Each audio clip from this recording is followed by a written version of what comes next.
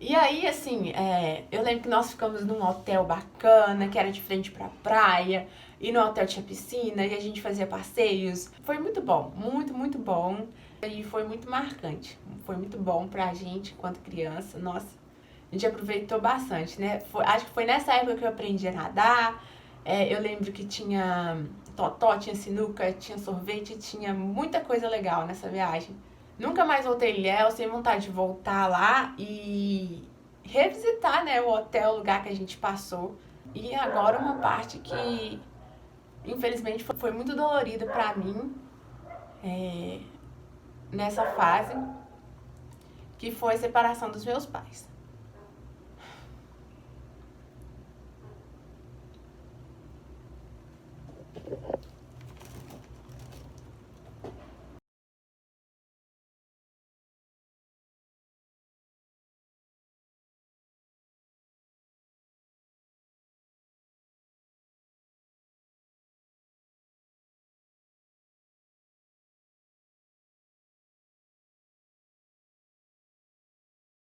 Uma outra memória muito legal que eu tenho da minha infância, a da minha avó fazendo salgado, sabe? Minha avó sempre mexeu com salgado de festas.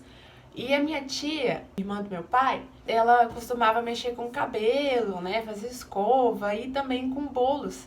Eu lembro que minha avó tinha uma máquina grandona assim, que ela colocava a massa, aí tinha um roller, e aí ela colocava a massa assim, e pra massa ir afinando, sabe? Não sei se foi ela ou se foi um primo meu que infelizmente acabou sofrendo um acidente nessa máquina, acho que colocou a mão, aí moeu o dedo, um negócio assim, não lembro. E do lado a gente tinha uma vizinha que, assim, também desde quando eu me entendo por gente, sempre teve cachorro. E nessa época ela tinha acho que uns 4 Husky siberianos. E eles eram lindos. Tinha até um que tinha um olho azul e um outro verde. Ele era muito bonito. E aí, nas brincadeiras de criança, uma das coisas que a gente mais brincava era de golzinho, a gente chamava de golzinho, né? E como o terreiro lá de casa era relativamente grande, né, tinha uma parte mais elevada, que era onde a gente conseguia guardar o carro, e uma outra parte mais baixa, que era onde minha avó... Eu lembro que a minha avó tinha o tanque, o tanquinho, a máquina, tinha um sofá, essa máquina que ela fazia salgados.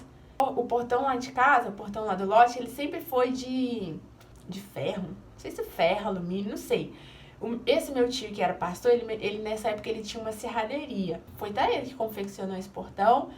E eu lembro que a parte de cima, onde ficava o carro do meu tio na época, era de chão batido. E a parte de baixo era de ardósia, se eu não me engano. Quando a gente ia brincar de golzinho, ficava um na parte de cima e o gol era o portão de ferro.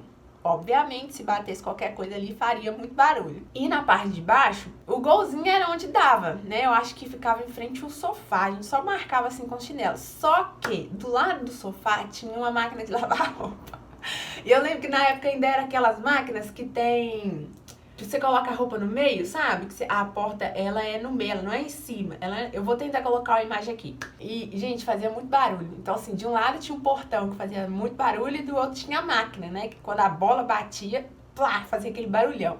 Além disso, o muro que dividia o nosso lote com o lote da vizinha que tinha os cachorros era um muro relativamente baixo. Devia ter, sei lá, uns seus 1,5 metros no máximo. Então a bola vivia caindo do lado de lá. Criança é uma coisa assim, é fonte de criatividade, viu? Principalmente quando quer brincar. E aí a gente fazia o seguinte, a bola caía lá na... Gente, e a bola caía na vizinha, não era tipo uma vez por dia, era umas 5, 6 vezes por dia. E a gente tinha um pouco de medo dos cachorros, né? Então o que a gente fazia? Eu lembro que ficava uma dupla na parte de baixo, outra dupla na parte de cima. A dupla da parte de baixo chamava os cachorros para eles saírem lá da parte de cima. Porque, eu não sei se vai dar pra vocês entenderem. Mas assim, lembra que tem a garagem, aí desce um pouquinho e tem tipo uma área assim da minha avó, onde ela lavava roupa e tinha a máquina de fazer salgado. E do lado de lá era a casa do quintal da vizinha. Então era mais ou menos a mesma profundidade assim. E os cachorros ficavam assim. E aí a dupla do lado de cá chamava os cachorros. E a dupla do lado de cá era responsável por tentar pegar a bola. Então tinha vezes que a dupla ficava aqui distraindo os cachorros, enquanto essa dupla de cá dava um jeito de pular o muro da vizinha pra pegar a bola e voltar correndo. Quando a gente não conseguia pular, por medo, por, sei lá, A dupla de cá ficava distraindo os cachorros. E a de cá fazia uma gambiarra pra poder tentar puxar a bola.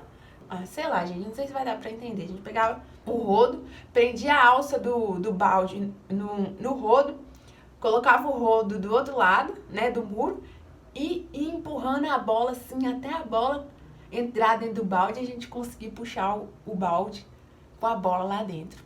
Pois é. Era muita artimanha. Isso quando, às vezes, a bola ia pro fundo do quintal da vizinha e a gente não conseguia pegar, não conseguia pular em nada, então a gente tinha que chamar ela. Ai, a Patrícia, eu lembro da Patrícia assim, xingando a gente o dia inteiro. Fora a minha avó, né? Porque ora era o portão fazendo barulho, ora era a máquina dela explodindo de tanto chute que a máquina levava.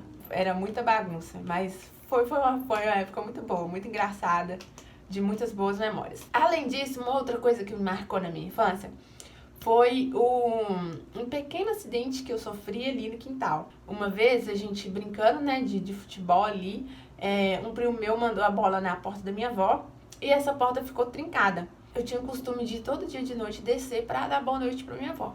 Se eu não me engano, nessa época eu tinha 4 anos de idade e na garagem ficava um táxi. Tinha um rapaz que tinha um táxi e guardava o carro lá na garagem de casa. Certa noite eu desci, né, como de costume, pra poder dar boa noite pra minha avó.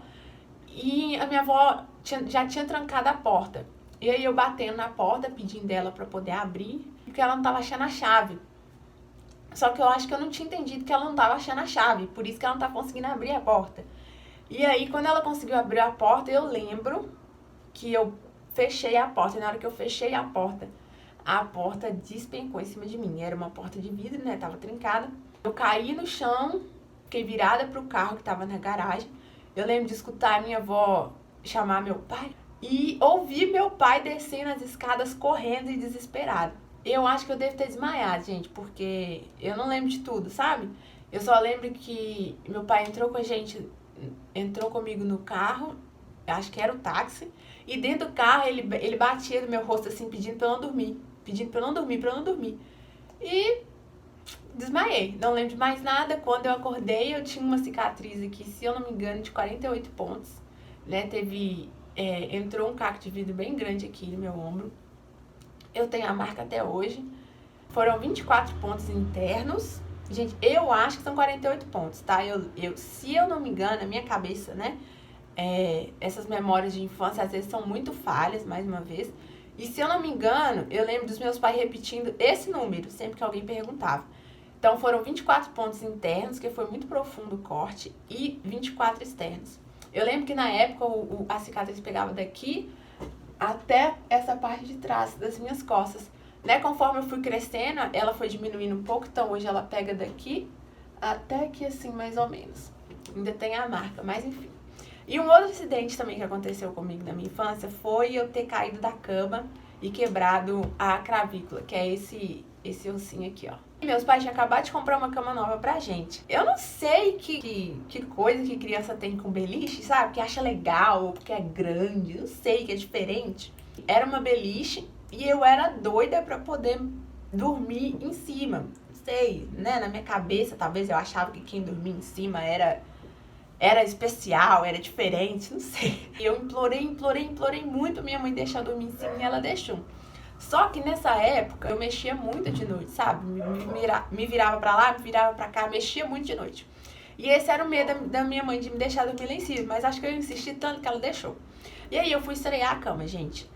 Dormi lá em cima. Eu acho que foi na estreia da cama, tá? Não lembro muito bem. Geralmente as beliches têm uma proteçãozinha assim que vai mais ou menos até metade da cama, né?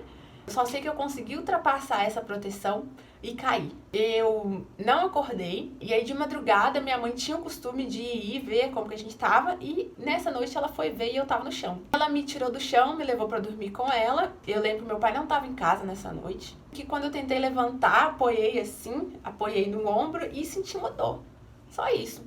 Minha mãe me colocou na cama e então de repente eu comecei a vomitar. E aí ela foi me vestir com uma blusa de frio. Eu lembro que na hora que eu tentei colocar, senti muita dor. Na época, os dias que a gente tinha que usar era uma coisa que pegava meus 2 ombros, né? Os dias que passava debaixo do braço, passava atrás do pescoço, dava a volta no outro braço e eu ficava com aquele negócio ali pendurado assim o dia inteiro. Eu lembro que eu suava e eu não conseguia coçar, sabe? Foi terrível. Foi terrível. Um outro episódio é um milagre que eu vivi. Os meus pais contam que eu nasci com um problema num osso de um dos meus pés. E esse problema poderia me impedir de andar. Minha mãe conta, né, que quando ela tinha acabado de ganhar meu irmão, eu já estava quase fazendo 2 anos, não sei, eu ia passar por uma cirurgia que ia tentar amenizar o problema, mas que era bem certo de que depois da cirurgia eu não ia conseguir andar. Alguma coisa assim. E aí eles contam, né, que a minha avó fez campanha na igreja, tinha aquela coisa de, eu acho que levava uma peça de roupa e você orava, né, em favor daquela pessoa. E minha avó orou. E aí no dia da cirurgia, parece que eles refazem os exames, né, pra ver se realmente é aquilo, pra confirmar a necessidade da cirurgia.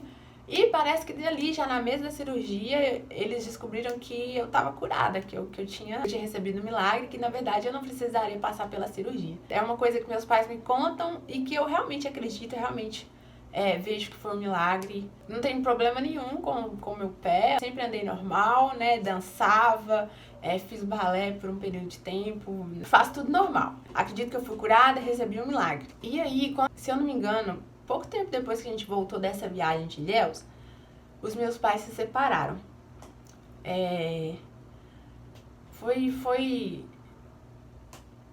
Acho que foi a fase mais difícil, assim, da minha vida, sabe? Foi a fase mais difícil. Foi o desafio mais radical que eu já experimentei. Foi uma fase bem complicada. Eu, como criança, não entendia muito bem. Eu achava que um era o culpado, que o outro era o certo. Meus pais se separaram ali quando eu tinha mais ou menos 8 anos de idade.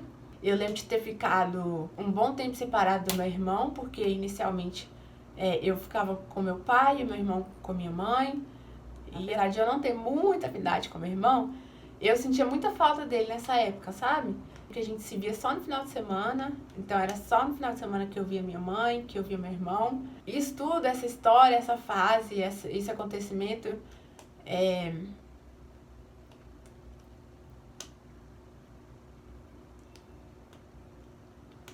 foi muito prejudicial, tanto pra mim quanto meu irmão. Eu lembro da gente viver coisas tão sérias, tão novinhos, sabe? Enfim, foi uma fase muito difícil, eu não gosto nem de ficar falando demais, porque eu até me emociono, assim, de lembrar, sabe?